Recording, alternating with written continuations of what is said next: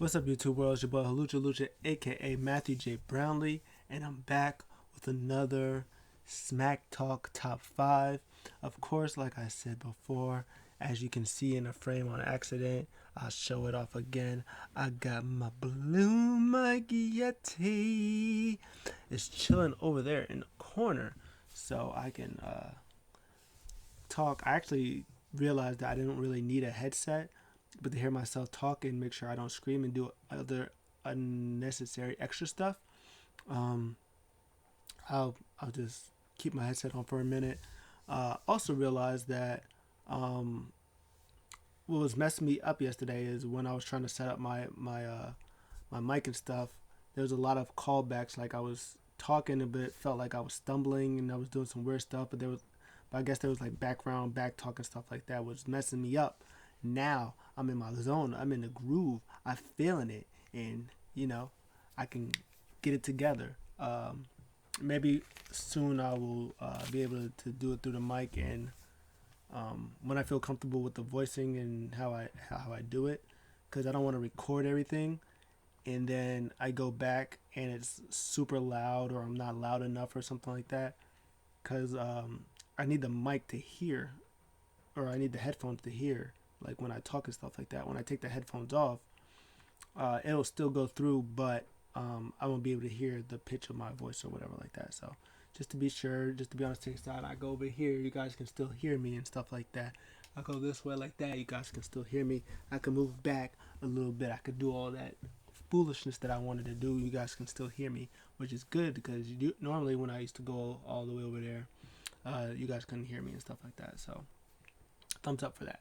So anyways, of course I got my notes, my smack talk notes, which was I think today it was a pretty good episode. 2 hours is efficient enough for me. So we're just gonna get into it, straight into it. Like, comment, subscribe, share, all that good stuff. Happy holidays, happy New Year's. I drank a little bit, but I'm sober now. I took a nice nap, so I'm good. I'm grown. I can do whatever I want. But SmackDown opens with, of course, with the Brodie Lee rest in peace thing. So nice of them.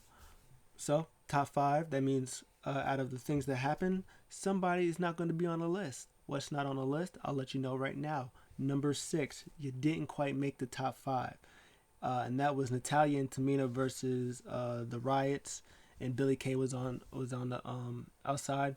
There was nothing wrong with the match. The match was perfectly fine. It just was, compared to the other things that happened on SmackDown, it just didn't make it, honestly. Um, I thought this match was good. The Riots are very good, and they shouldn't be losing to weird tag teams. I like when Billy Kay was coming out. They were trying to figure out like who her partner was going to be, and then Tamina came out. And I was like, oh yeah, good pick and stuff like that. And then she was like, yeah, I got Tamina. And then Natalia came out, and then it was obvious that they was going to be tag team partners. And Billy Kay was like, wait, but no, but me, I'm no me, not okay, cool. So she went down the ring, and it was like she was trying to be like with her resume. It was like she was trying to be the kind of like the best, like if she had like best uh manager, that's what she tried to play. But she was trying to play managers on both Natalia and Tamina's side as well as the Riots. So she kept going back and forth. Everybody kept telling her they didn't want her on her side and stuff like that.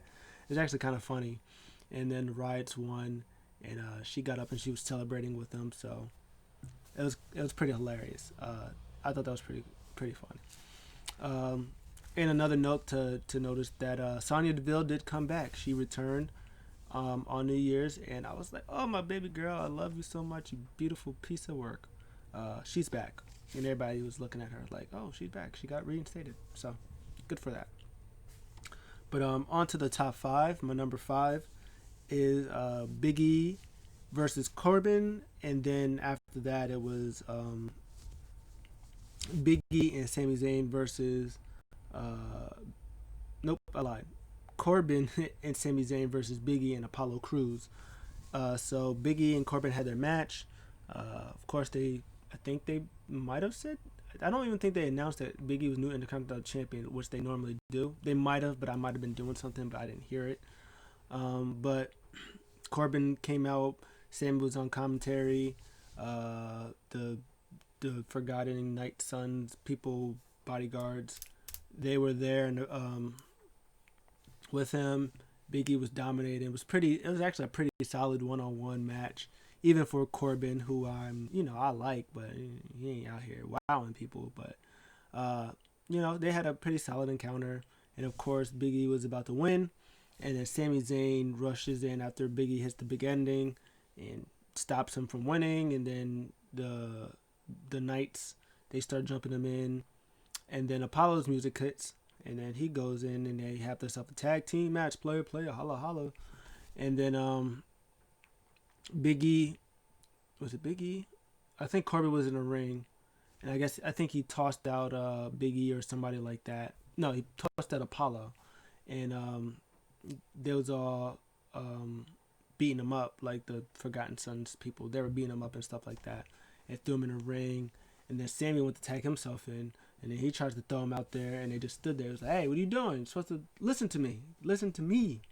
And they're like, no, we don't listen to you. Listen to Corbin. He pays us, not you. He's like, I don't care what he does. You pay me. And so that was a lot of that going back and forth. And in the end, I think he was trying to tell them to get his people to help me. And it was, Corbin was, we're out of here. So they all laughed. He was like, hey, I don't need you. He turns around. He got beat by Apollo. He got pinned by Apollo, who does this sour power pound thing, whatever. He got the win. And then later on, they were backstage. They were talking. Biggie was like, "Hey, you tag me in. I come and get my stuff in, get my hot tag. Power up." And he was like, "Hey, but I'm glad you came in, and all that other stuff." And then Kayla came in and she was like, "Hey, so congratulations, you both win." She said he's gonna be Intercontinental. What kind of champion you're gonna be? And Apollo tried to touch his title. Biggie said, "Don't touch my title." And he was like, I want to be a fighting champion. So next week I'm going to have a Biggie Open challenge. And then Apollo was like, "Hey, be the first to say I accept your open challenge." He was like, "It's gonna be great." He was like, "You kind of owe me because I'm the one that kind of helped you win the title." Got serious, and then Biggie got really serious. He just stood at him. He just stared at him. And, started laughing. It was, just kidding, got you. And then they started laughing hysterically, sarcastically, back and forth, like what Biggie used to do with Street Profits when he was talking about the New Day and stuff like that. He would say stuff to get really serious, and he'll just start laughing sarcastically. Same thing that happened with this. I like this part of Biggie. He'll joke around and stuff like that, and then just like that, he'll get serious. He'll be like, don't play with me. So they did announce that match is going to be next week. So that's going to be a good match. And Biggie's going to win. I'm just wondering if he'll either win, he'll be like, "Okay, you got your moment to shine. Shoo away from me," or will Sami Zayn or Corbin interfere, and they'll do a fatal four-way thing for the title at whatchamacallit at Royal Rumble or something like that. I don't know. Or maybe they'll do a one-on-one rematch for Sami Zayn at Royal Rumble, and then maybe at Elimination Chamber they'll do a Elimination Chamber match, and they'll have those four plus, I don't know, Otis and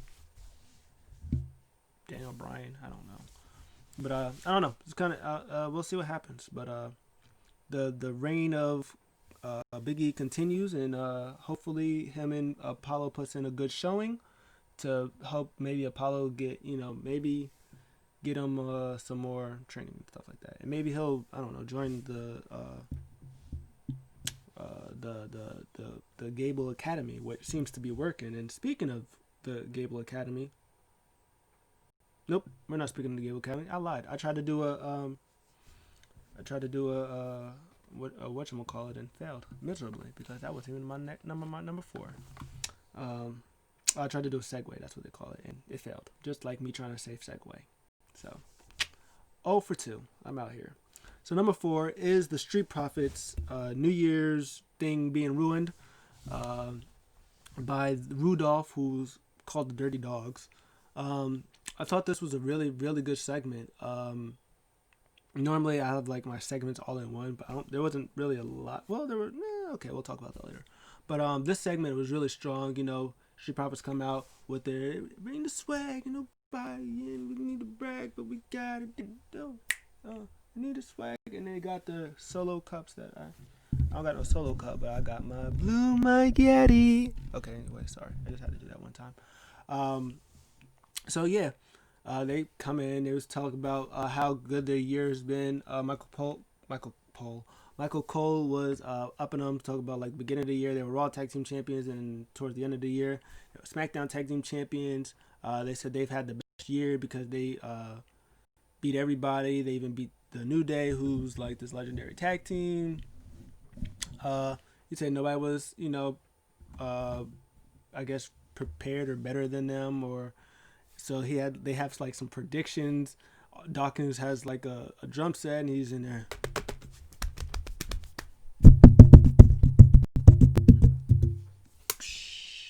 doing all that extra stuff that I just did for no reason.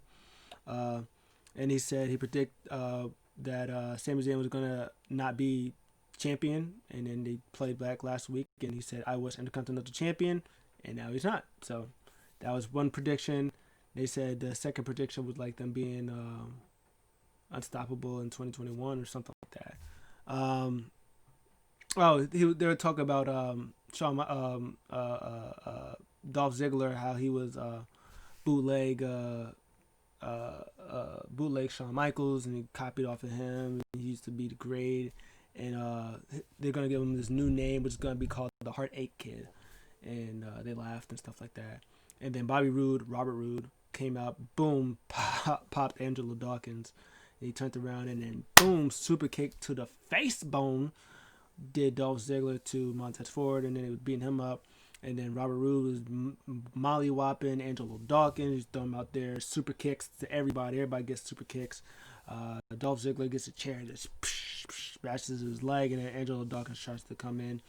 And then, there were people was like, hey, yeah, jokes now. Yeah, what's up with the jokes? Yeah, now everything's no fun and games now, is it? Now nothing's funny. And then they go in the back. Kayla was talking about how... what was the sneak attack or being dirty or sneak attacks or whatever. It was like, yeah, we're dirty. Sometimes you gotta be like that. But hey, they've been like dissing us like the whole time. Like for months, they've been like dissing us and being disrespectful to us. Like, do you expect us not to say anything? And they're right. Street Profits got a habit of talking that mess. Same thing as the New Day. They like to joke around, but when it gets serious, they get serious. But Street Profits has been the only time I seen Street Profits serious was when they allegedly poisoned Montez Ford. When they allegedly got poisoned, and they got serious for that one time. But you don't really see them serious. Like New Day, at least, like they've been serious. Like they've been serious, and you've seen them serious. Street Profits really haven't been serious like that, and I think the fun and games hopefully will end either by them taking the titles from them, and then maybe they'll get a hard reset and be maybe more ruthless, serious Street Profits to get the titles back. But yeah, I liked it. I thought it was really good. I thought it was a lot of good fire from Dolph Ziggler. I don't know why he always looks back and looks forward and does his thing for dramatic effect. Didn't like that part, but it is what it is. I do like their shirts too. The Dirty Dog shirt with the beards and stuff like that. I like that. But yeah, no, that was a good segment. I liked it, and hopefully it will get Street Profits more serious. Show a different dimension of them, or they lose the titles, and I wouldn't be mad. They do need more tag teams though in that division, but I wouldn't be mad. Usos. Just saying. Number 3. Speaking of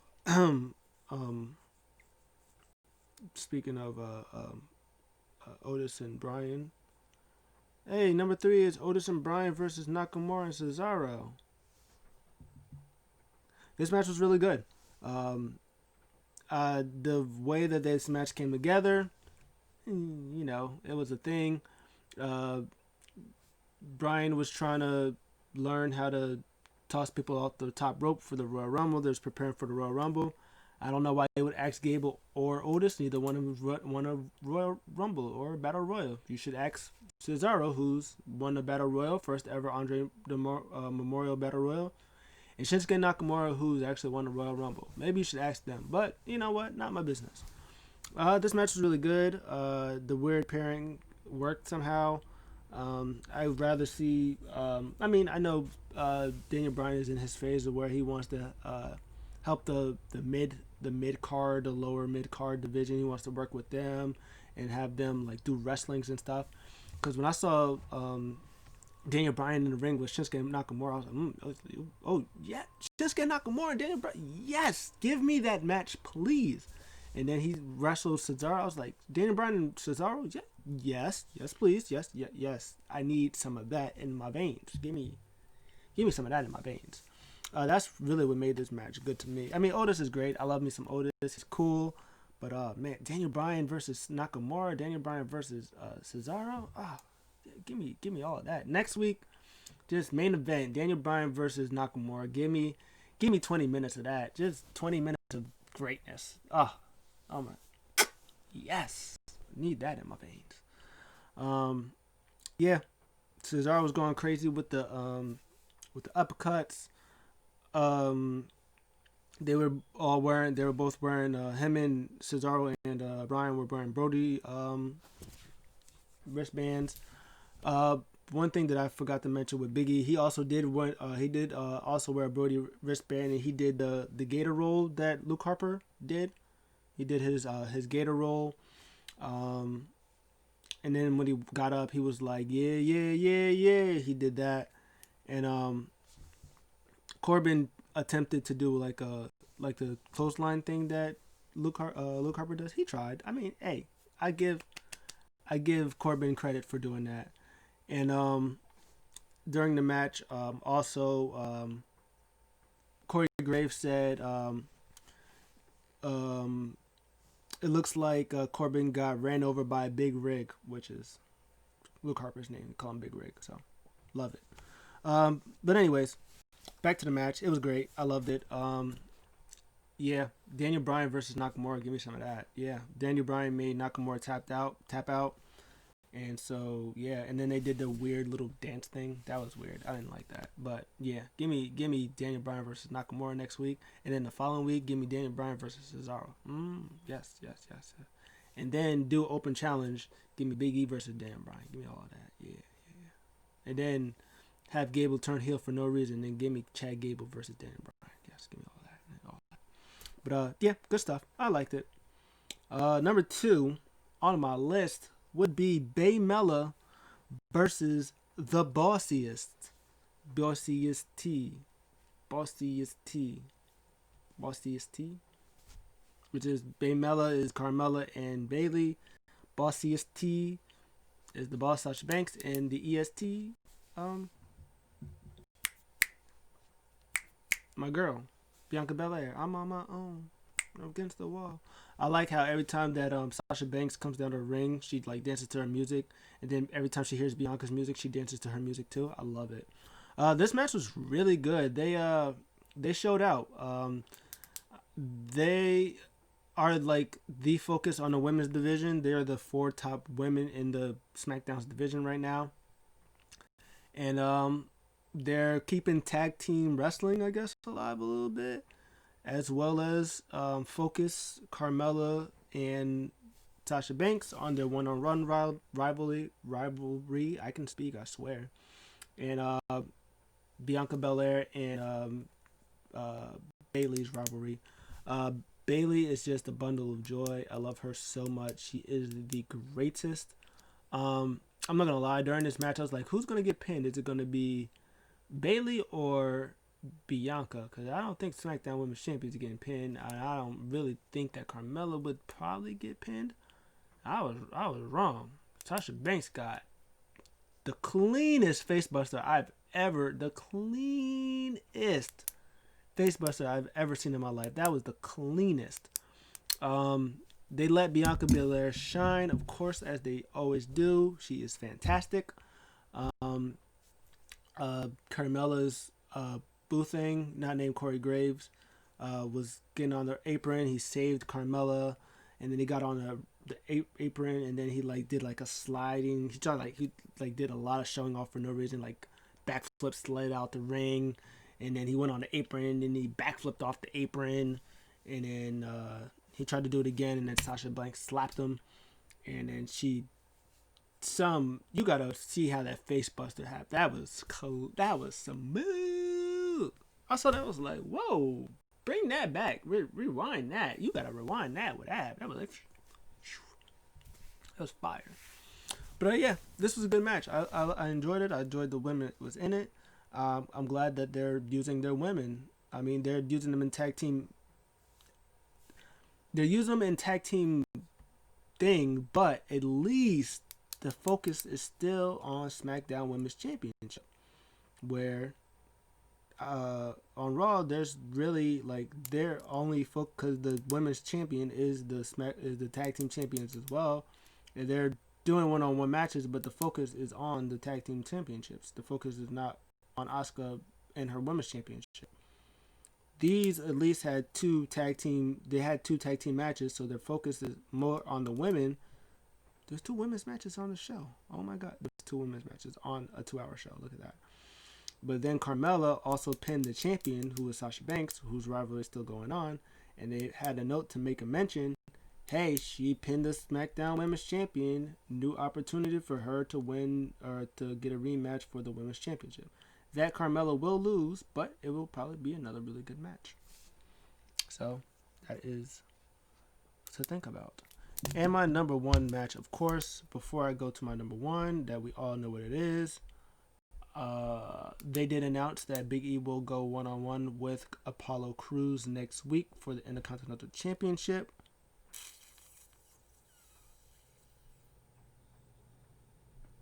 And they announced something else that I don't remember. Probably something about Sonya Deville. They might have announced something else and I don't remember. Maybe Sonya Deville. But number 1 is anything to do with Roman Reigns, anything to do with Kevin Owens, and everything to do with Jey Uso. They just run SmackDown, and obviously this is why. Roman opens up. He's with Jay and Paul. He was telling about how his 2020. Everybody thought the 2020 was bad, but hey, it's not been all bad. I've been ahead of the table. I've been making everybody better. Look at my boy Paul. You're the best. I don't know why people don't like you. You're the honestest man that I ever met in my life. Jey Uso, hey, one of the greatest tag team champions ever. But before, after that, when you got with me, you turned into the main event. Your main event, Jay, which was hilarious. And then Kevin Owens came out. There was and the Roman was like, oh my god, guy, what are you doing here? Are we? Kevin Owens, no, not again. Why are you here? You're irrelevant. I put you on Relevancy Island. Like, I'm done with you. Like, you was able to feed your family. I gave you a paycheck. Like, why are you still here? Ruining my life. Get out of it. And then Kevin Owens was like, yeah, you're right. I know you don't want me here because, haha, I'm still standing, ya booger. He didn't say that. But he said the only reason why you're still champion is because of Jey Uso. He's like, you're a little bitch boy. Pretty much. That I was paraphrasing. But he said, you know what, I don't want you. I want Jey Uso. Me, Jey Uso. I want some of you. And he left. And then he went to get Scrap Iron. Scrap Iron was like, I can't do that. He was like, nah, I want Jey Uso. He was like, no, can't have him. Sorry.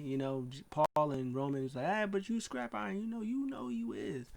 He was like, you can have anybody else, but you can't have Jey Uso. I was like, all right, well, I want Roman Reigns. He's like, no, can't do that. Give me Jey Uso. So he gave him Jey Uso. And then apparently Roman Reigns doesn't watch SmackDown. So when he saw the graphics, he was like, oh, so somebody don't like me. So somebody disrespecting me. So he told Paul Heyman to go figure out who it was that made this match that disrespected Roman. But if he was paying attention to the show, he would already knew that it was Scrap Iron who made the match and who's the only person who's been making matches for like the past couple of months. But that's not my business. Roman Reigns head of table. I'm sorry, Tribal Chief. And then Paul eventually told him, yeah, it was Scrap Iron. Yeah. And then Roman said, you know what, fuck it, you teach him lesson. And instead, he taught Kevin Owens mollywop Jey Uso. Jey Uso, and and Kevin Owens is like, man, it's terrible because it's not even your fault, but I gotta whip that ass. And you can tell, like, each and every week, Jey Uso keeps like wrestling every week, and Roman is not. So Roman's like getting healthy, but every week Jey Uso's in these hard matches, these hard hitting matches, these physical matches, and every week he just gets more. It feels like he's more and more injured, and I feel so sorry for the guy. And you could tell, like, his leg is messed up. He tried to go for a splash, and then he landed on his leg and couldn't quite do it. And then stunner 1 2 3. It was over like a minute after they came back from commercial. And then he started beating him with the chair. He handcuffed him. He put him on top of the handcuff. He started beating him. He was like, hey, get your family. He wasn't coming. Uncuffed him and threw him out the ring. He started beating him up. He was like, where you at, Roman? Where you at, Roman? And then he was about to like throw him off something.